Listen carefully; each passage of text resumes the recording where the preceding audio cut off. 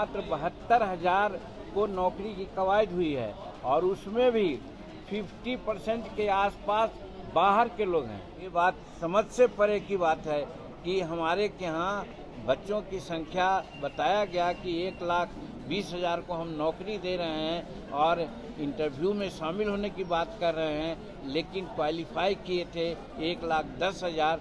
तो फिर 10,000 क्यों नौकरी लोगों को दी जा रही है, ये बताने का काम करेंगे। और आप देख रहे हैं न्यूज़ फॉर नेशन में आपके साथ तबजीत सिंह। एक तरफ पटना के ऐतिहासिक गांधी मैदान में नव नियुक्त शिक्षकों को नियुक्ति पत्र बांटी जा रही है, तो वहीं बात करें तो बिहार के पूर्व मुख्यमंत्री जीतन राम मांझी अपने आवास पर शिक्षक अभ्यर्थी अदालत लगाए हैं। और वहीं बात करें तो जीतन राम मांझी ने साफ तौर पर बिहार सरकार के पोल खोलते हुए नजर आ रहे हैं और कहते हुए नजर आ रहे हैं कि जिस तरह से ये 1,20,000 कुछ अभ्यर्थियों को नियुक्ति पत्र बांटने की कर रहे हैं, लेकिन आयोग के द्वारा सिर्फ 1,10,000 अभ्यर्थियों को ही प्रमाण दिए गए हैं। पहले क्या कुछ करें जीतन राम मांझी, पहले सुनो उनकी बातों को। यहाँ पर आए हैं हमारी बात को सुनने के लिए, इसके लिए बहुत बहुत धन्यवाद देते हैं।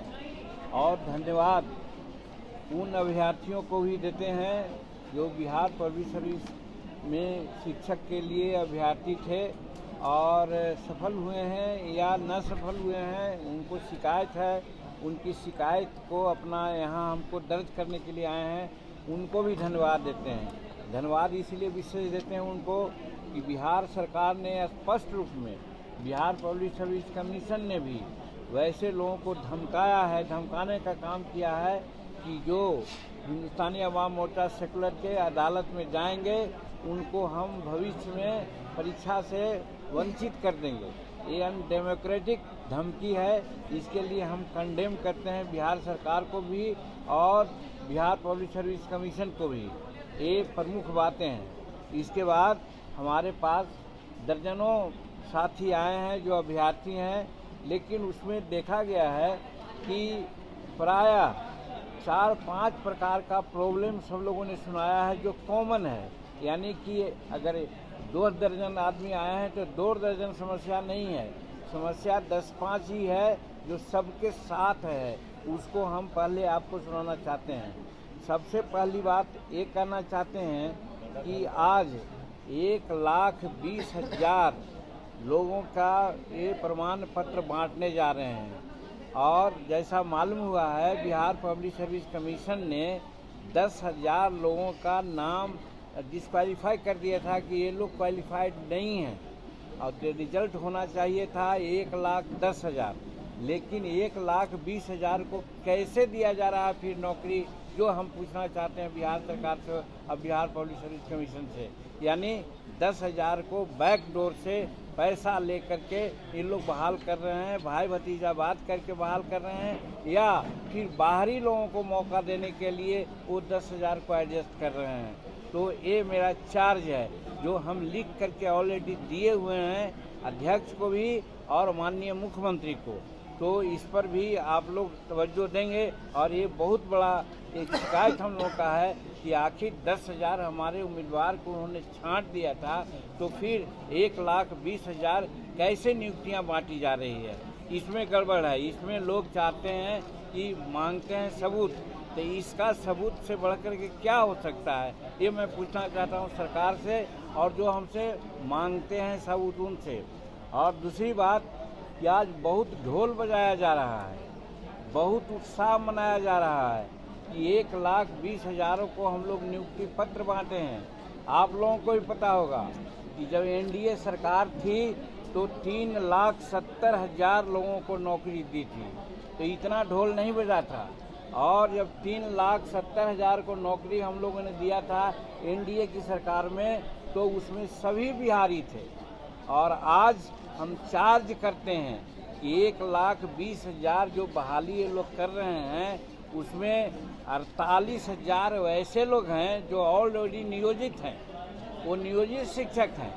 तो फिर 48,000 को अलग से नौकरी देने का ये जो ढोल पीट रहे हैं ये फार्स है। तो कहने का मतलब मात्र 72,000 को नौकरी की कवायद हुई है और उसमें भी 50% के आसपास बाहर के लोग हैं।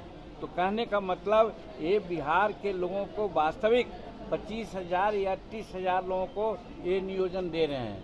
तो बिहार के लोगों को 20-25 हज़ार का नियोजन दे करके इतना ढोल बजा रहे हैं और इतना गांधी मैदान में ये किया गया है, और जब 3,70,000 को नौकरी दी गई थी तो कोई ढोल नहीं बजाया गया है।